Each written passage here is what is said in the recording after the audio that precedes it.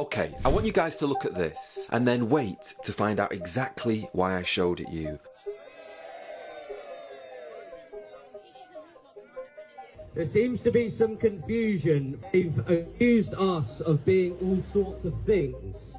We are Christians. They are Christian protesters outside a primary school, but why are they so upset?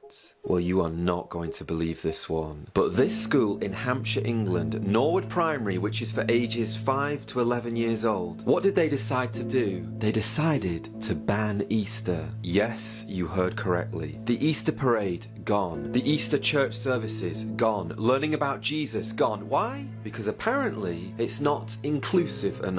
Now listen to me. I am a Christian and I believe that everyone was made in the image of God. So we are to make everyone feel welcome and loved. But this isn't just about let's make space for others. This feels like we're pushing Christianity out of the picture completely. Like, how have we got to the point where the actual reason for Easter, the resurrection of Jesus Christ, is now too exclusive to mention in a country that's literally built on Christian foundations? However, this is where things get really contradictory. The head teacher, she sent out a letter and she said the reason they are cancelling Easter this year is because they want to respect diversity.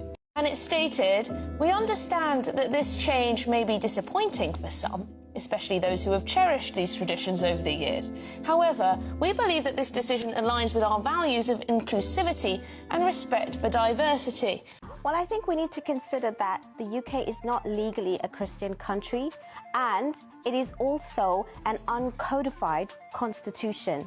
And we are moving with the times with everything else, so I guess it's the similar way with this state school. Yeah, well, respectfully, that's historically and factually untrue. We have an established church in this country. We are legally, factually, constitutionally a Christian country. Am I the only one who finds this absolutely bonkers? And here's where it gets even more baffling. A group of Christians from a local church turned outside the school to protest this action. Now, these guys, they weren't breaking the law or anything. They were just stood there with signs like Jesus is King and Jesus is the way, the truth and the life. You know, statements of faith. But even they were greeted with unkind reactions from the public. Which to me, and maybe I'm wrong about this, it kind of sounds a lot like double standards here. Let's be inclusive for everyone, but the Christians and their faith. It has made me think though, because I do wonder, if it was another community or another religion protesting or being silenced on a matter, would there have been a greater uproar? Or would it have even happened in the first place? The answer I really want to know is, why is it always Christians? Can I just say as well, I didn't mention in the introduction there, what a bunch of hypocrites,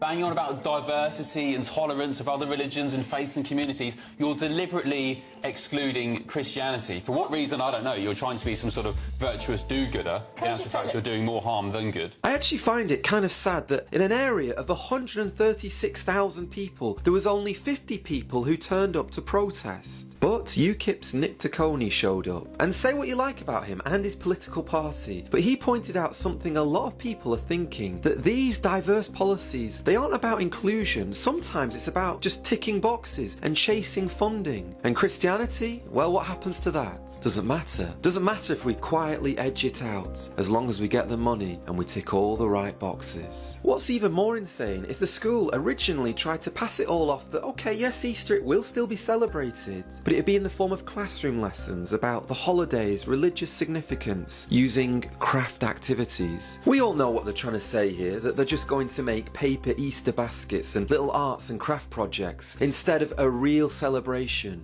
of Jesus' resurrection. I personally find this pretty patronising to Christians, that we can just think, oh, we'll just do something mild and nice like Easter eggs, but taking the students to a local church to think about the Saviour who died for them, no, there's no way we will ever entertain that thought anymore.